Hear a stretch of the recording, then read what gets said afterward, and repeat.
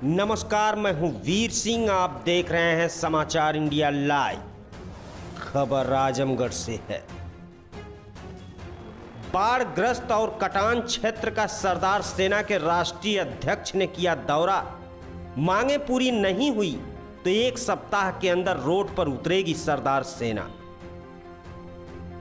सरदार सेना के राष्ट्रीय अध्यक्ष आर.एस. पटेल ने सगड़ी तहसील के सुरैना, बलपुर, कांकबार, महुला, बनकटिया, टेकनपुर, सहनूपुर, हाजीपुर, बेलहिया, रोशनगंज, हैदराबाद आदि गांवों का दौरा कर बाढ़ पीड़ित और कटान पीड़ितों का हाल जाना और समस्याओं को सुना।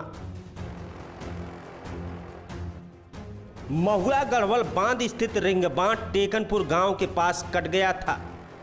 बंधे से रिसाव हो रहा है, जिस पर उन्होंने आक्रोश व्यक्त किया, जिसमें लगभग 2 दर्जन गांव घाघरा नदी के बाढ़ के पानी से डूब गए थे। उन गांवों का भी दौरा किया।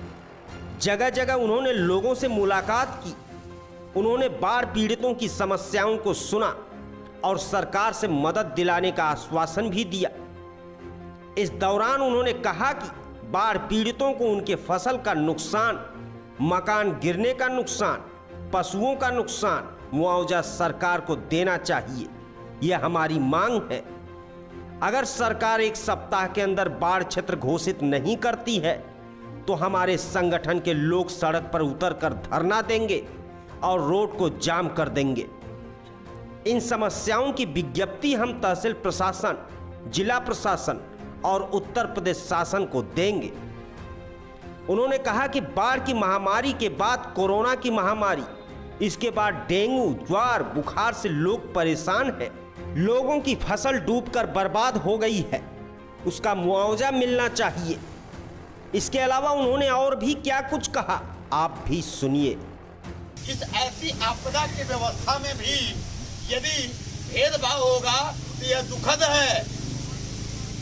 हम लोग आए हैं सिर्फ इसलिए, भाई न मैं कोई सांसद हूं, न विधायक हूं, न आपसे नोट मांगता हूं, न आपसे वोट मांगता हूं, लेकिन हाँ, सड़क यदि सूनी हो गई तो संसद बेगाना हो जाता है, संसद आवारा हो जाता है।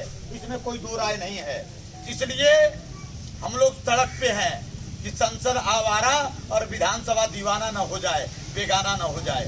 प्यारे साथियों, आज जो हालात है, धान तो बर्बाद हो गया, गन्ना तो खत्म हो गया।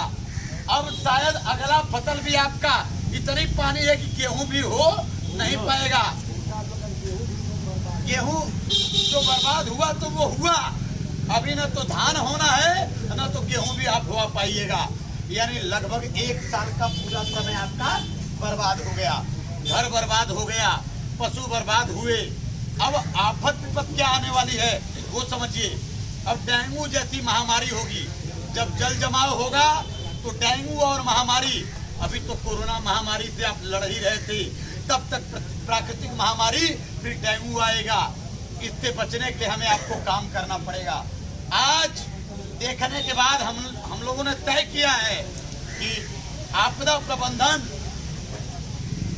प्रमुख सचिव, मुख्यमंत्री और राज्यपाल तक हमारी अपनी प्रतिनिधि टीम पत्र पहुंचाने का काम करेगा।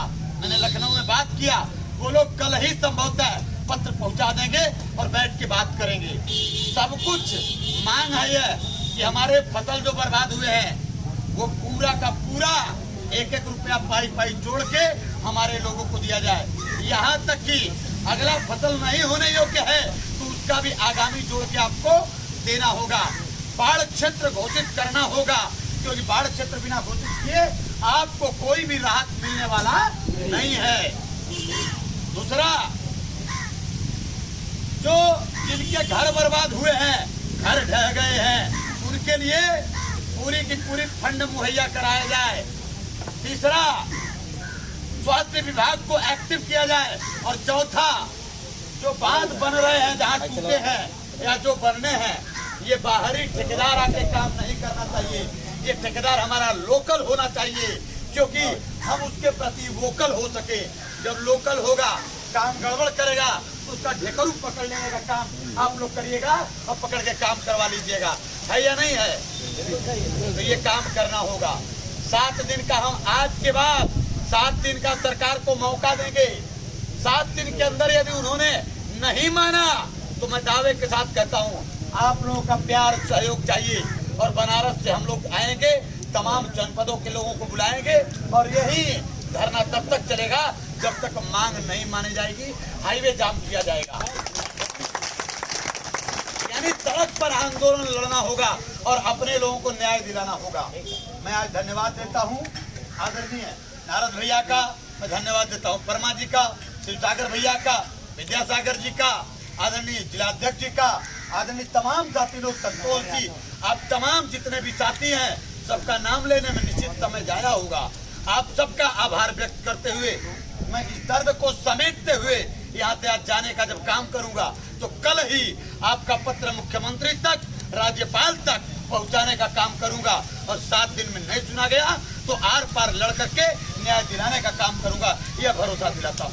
सर, आज आपने आजमगढ़ जनपद में सगड़ी के देवारांचल का दौरा किया है, बाढ़ क्षेत्र का दौरा किया है, क्या देखा आपने और क्या सुविधाएं मिली हैं? सरकार की तरफ से दी जाने वाली सुविधाएं कहाँ तक ठीक ठाक है? सबसे पहले आपको धन्यवाद, क्योंकि आप जैसे पत्रकारों के कारण ही देश के किसानों, गरीबों, वंचितों और कामेरों का आवाज़ उठ पा रहा है।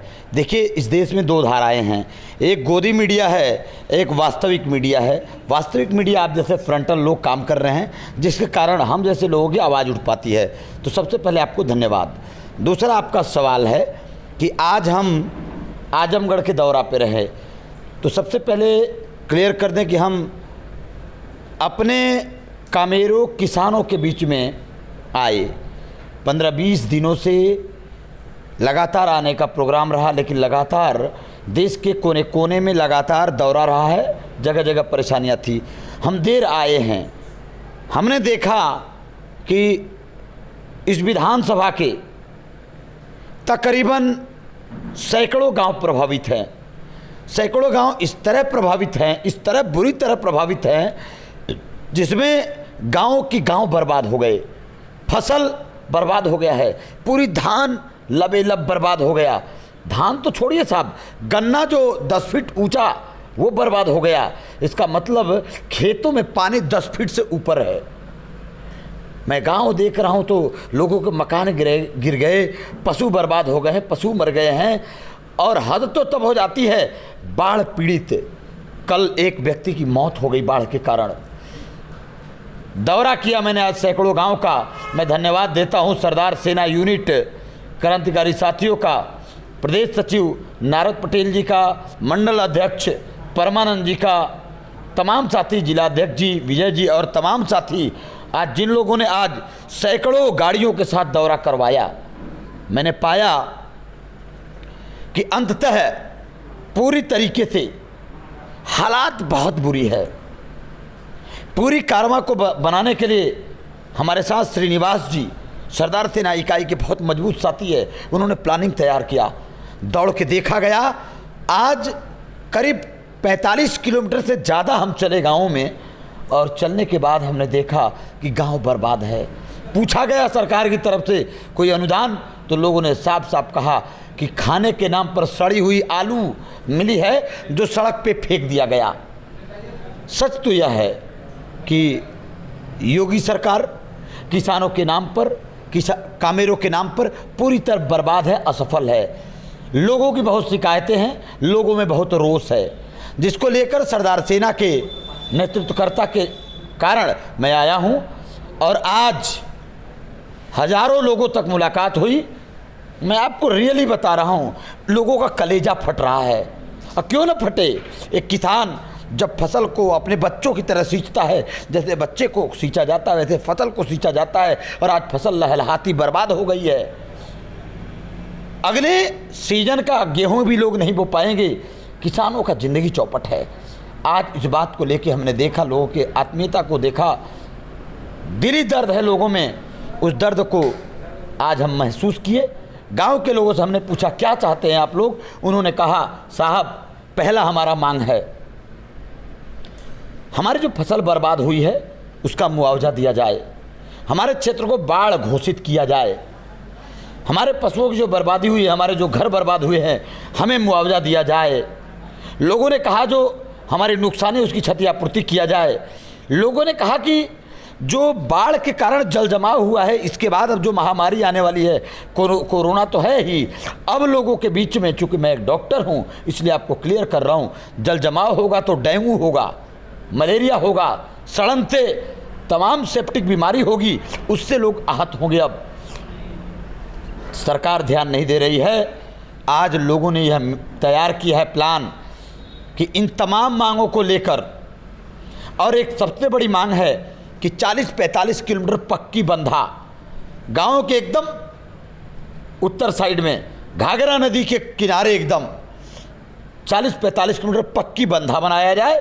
नहीं होता है, इन सारे मांगों को एक सप्ताह के अंदर नहीं माना जाता है, सरकार मांग की तरफ कार्रवाई नहीं करती है, तो एक सप्ताह के बाद यहाँ के किसान जो हजारों और लाखों के रूप में तैयार होंगे और ये पूरी तरीके से तैयार होकर के आंदोलन के लिए तैयार हो जाएंगे और सरकार को आंदोलन के माध्यम से मनाएंगे लोग, और सरकार को मानना पड़ेगा। जब तक हमारे लोगों के मांग पूरा नहीं होंगे तब तक हम आंदोलन से हटेंगे भी नहीं।